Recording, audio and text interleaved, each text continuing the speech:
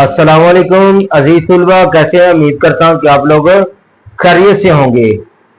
Students, आज हम domain यूकैरिया पढ़ेंगे।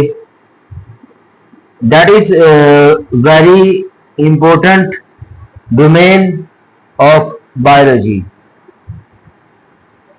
स्टूडेंट्स, अगर आप लोग इस चैनल पर न्यू है तो हमारे इस चैनल को सब्सक्राइब करें और बेल आइकन को भी ऑन कर लें। इस वीडियो को आप लोग बगैर स्किप किए लाजमी देखिएगा। अगर आप लोगों ने इसे स्किप कर दिया तो आप लोगों को समझ नहीं आएगी। इंशाल्लाह आज आप लोगों को मैं इंतहाई आसान वे से एक्सप्लेन करूंगा डोमेन यूकैरिया को। स्टूडेंट्स, याद रखना कि जो डोमेन यूकैरिया है इसमें तमाम के तमाम जानदार यूकैरियोटिक होते हैं, लेकिन जो दूसरी डोमेन होती है, डोमेन आर्किया एंड और डोमेन बैक्टीरिया, इसमें जानदार थे prokaryotic. We have already discuss in the previous lecture. Prokaryotic cells होते हैं और कुछ और प्रॉपर्टीज है जो डोमेन यूकैरिया को डोमेन बैक्टीरिया और डोमेन आर्किया से अलग करती है। हम वो जनरल कैरेक्टरिस्टिक्स डिस्कस करते हैं जो डोमेन यूकैरिया के अंदर पाई जाती है। सबसे पहले है सेल स्ट्रक्चर। सेल स्ट्रक्चर की बात करें कि डोमेन यूकैरिया के ऑर्गेनिजम्स हमने अभी डिस्कस किया है। दे पोजेसेस यूकैरियोटिक सेल्स। इनमें यूकैरियोटिक सेल होता है with true nucleus enclosed bye nuclear membrane. Nuclear membrane के अंदर इनकी ट्रू न्यूक्लियस होता है, वाजे न्यूक्लियस होता है, which is the characteristics of the domain यूकैरिया। Second one हम बात करें स्टूडेंट्स, इनमें मेम्ब्रेन बॉन्डेड ऑर्गेनेलिस होती हैं। वो मेम्ब्रेन बॉन्डेड ऑर्गेनेलिस कौन कौन सी है? Mitochondria,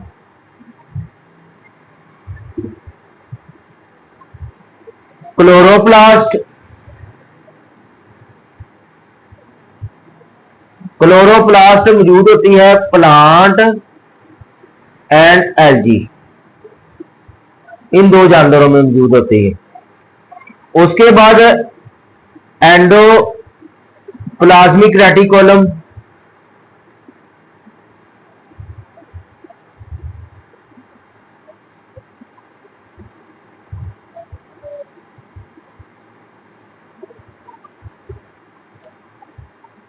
Golgi apparatus,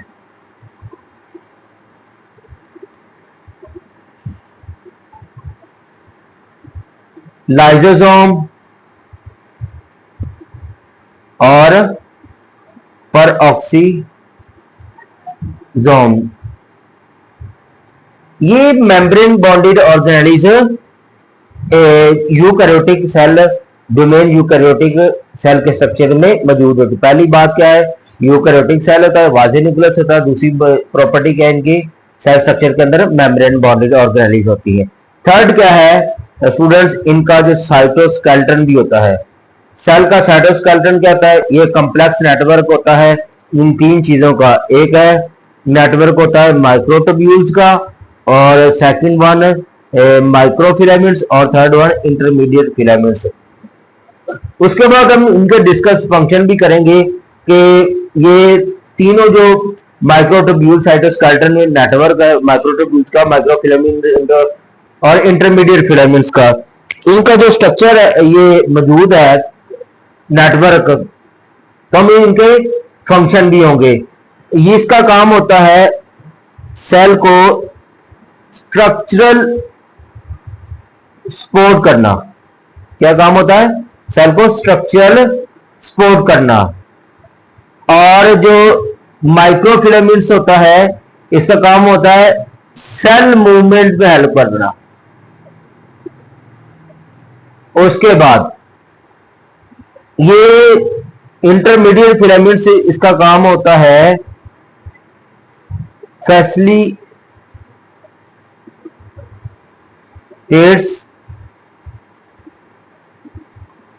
intra cellular transport.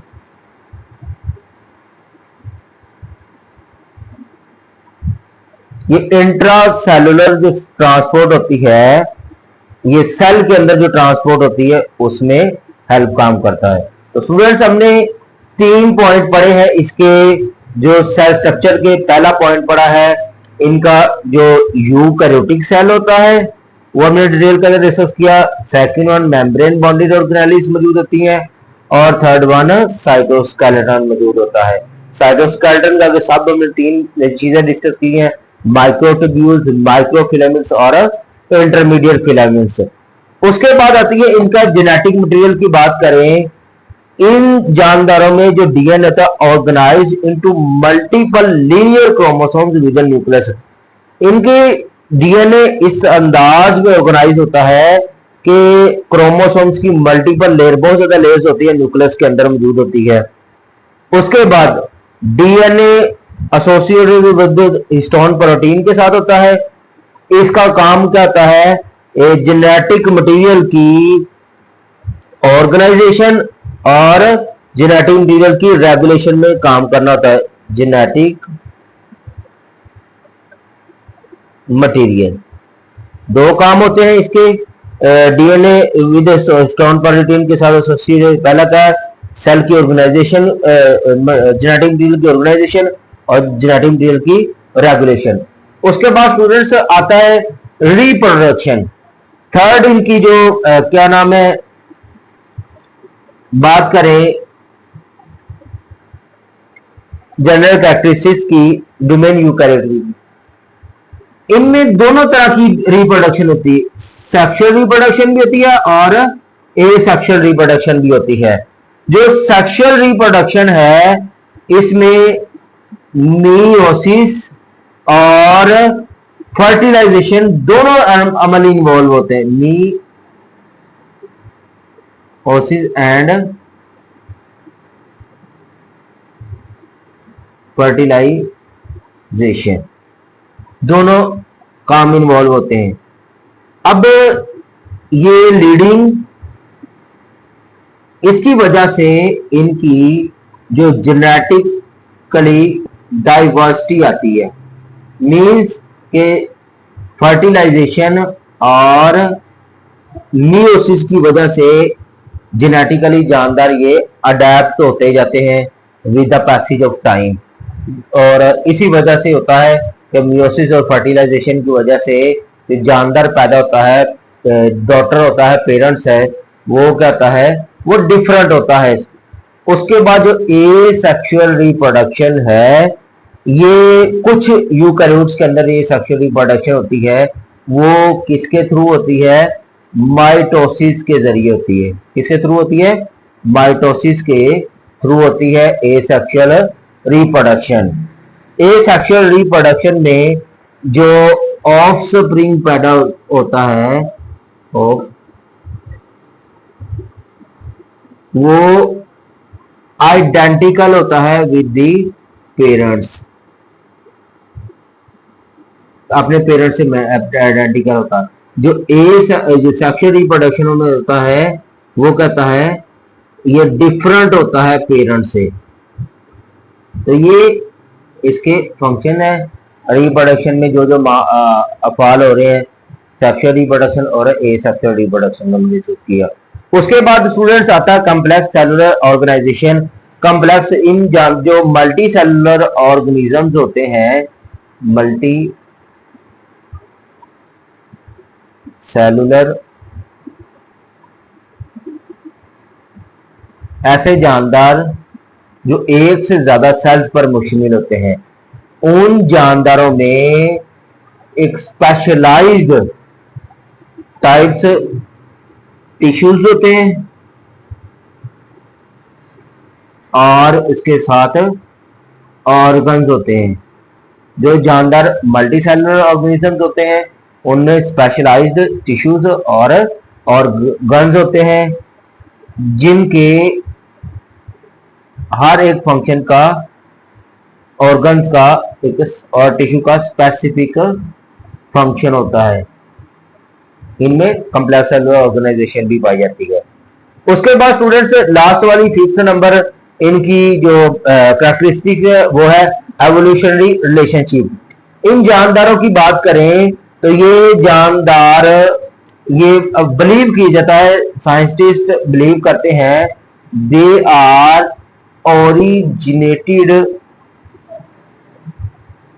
Through एंडोसिम्बियोसिस।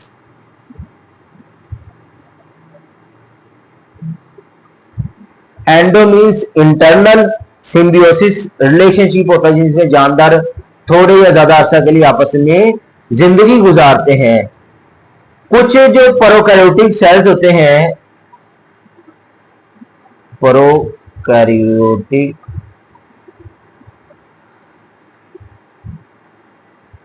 कुछ जो प्रोकैरियोटिक सेल्स होते हैं, मिसाल के तौर पर माइटोकॉन्ड्रिया एंड क्लोरोप्लास्ट, ये प्रोकैरियोटिक सेल्स हैं जिनको होस्ट सेल क्या होता है, इन गल्फ कर लेता है, मीन्स उनको निगल लेता है। होस्ट सेल क्या करता है, इनको इनगल्फ कर लेता है, जिसकी वजह से leading to a symbiotic relationship, जिसकी वजह से क्या होता है, उनका एक सिम्बियोटिक रिलेशनशिप कायम हो जाता है। तो स्टूडेंट्स आज का जो हमारा टॉपिक है डोमेन यूकैरिया वो कंप्लीट हुआ और इंशाल्लाह उम्मीद करता हूं कि आप लोगों को समझ भी आएगा। हमने डोमेन यूकैरिया के अंदर 5-6 प्रॉपर्टीज पढ़ी है। पहला हमने पढ़ा है उनके सेल के बारे में। डोमेन यूकैरिया में यूकैरियोटिक सेल होता है, डोमेन जो सेकंड और थर्ड होती है आर्किया और बैक्टीरिया, उनमें प्रोकैरियोटिक सेल होता है। पहली कैरेक्टरिस्टिक। उसके बाद हमने सेल का स्ट्रक्चर पढ़ा है, उसके बाद जनरल जेनेटिक मटेरियल के बारे में पढ़ा, रिप्रोडक्शन पढ़ी है, कॉम्प्लेक्स सेलुलर ऑर्गेनाइजेशन, उसके बाद एवोल्यूशनरी रिलेशनशिप। हमने स्टूडेंट्स डिटेल से इनको डिस्कस किया है और इंशाल्लाह उम्मीद करता हूं आप लोगों को समझ भी आई होगी। अब मिलते हैं इंशाल्लाह नेक्स्ट लेक्चर के अंदर taxonomic hereditary. Thank you so much. Allah Hafiz.